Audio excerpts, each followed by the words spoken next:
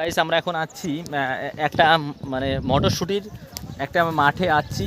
মটরশুটি প্রায় শেষ পর্যায়ে। এখানে দেখতে পাচ্ছেন যে আমরা যে দেশি মটর যেটা বলা হয় ছোটো মটর আমাদের বলা হয়, আমরা যে ছোটো মটরটা যে ডাল হিসেবে খাওয়ার জন্য ব্যবহার করে আমরা সেই একটা খেতে চলে আসছি। দেখছেন এখানে পরিপক্ক অবস্থায় মানে একদম শেষ পর্যায়ে চলে আসছি। আর মোটামুটি 15 দিন 10 থেকে 15 দিনের মধ্যে এটাকে আমাদের ক্ষেত থেকে ওঠানো হবে।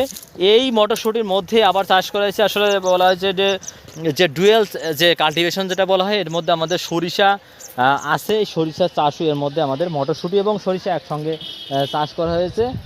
আশা করা যায় এখানে ফলনগুলো ভালো হয়েছে। বর্তমান বাংলাদেশে আসলে দেশি মটরের ব্যাপক চাহিদা।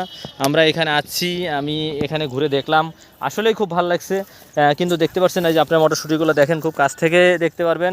এই যে মটরশুটি এখানে প্রায় পরিপক্ক হয়ে গেছে। আমরা এই যে কিছু কিছু মটরশুটি আছে যেগুলা প্রায় কাঁচা অবস্থায় আছে। বাংলাদেশে আসলে এই চৈতালি ফসল না খুবই মনে করেন চমৎকার হয়। মটরশুঁটি এবং দেশি স্বাদে খুব ভালো। বাংলাদেশের মানুষ আমাদের বাছে ভাতে বাঙালি হলেও যে ডালের চাহিদাটা বাংলাদেশে খুব বেশি এবং হচ্ছে মানুষ ডাল প্রিয় এবং ডাল খায়। তো এই যে আমরা এখানে আমরা আছি কিছু সময় ধরে, এখানে আমরা ঘোরাঘুরি করলাম, ভালো লাগলো। যে প্রাচীন ঐতিহ্য মনে হচ্ছে আমাদের মাঝে ফিরে পেয়েছে, যে মানুষ এখন আবার উদ্বুদ্ধ হয়েছে ডালের প্রতি। দেশি মটর আপনারা দেখতে পাচ্ছেন। এই যে আমরা এখানে চলে আসছি।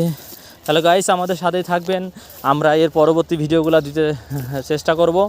আর যে যেখান থেকে আছেন আমার চ্যানেলটি সাবস্ক্রাইব করবেন এবং প্রতিটা ভিডিও দেখবেন। ধন্যবাদ সবাইকে।